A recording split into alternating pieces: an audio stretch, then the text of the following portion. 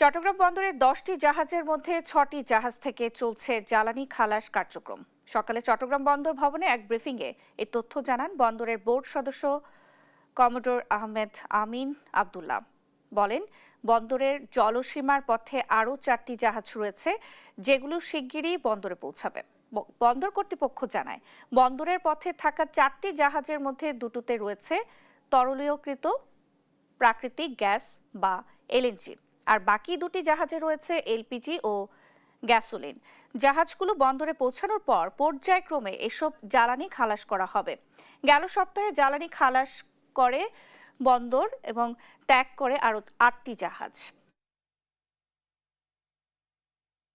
6টি জাহাজ এই মুহূর্তে বন্দরে এবং বন্দর সীমার ভিতরে পণ্য খালাসের সাথে জড়িত রয়েছে।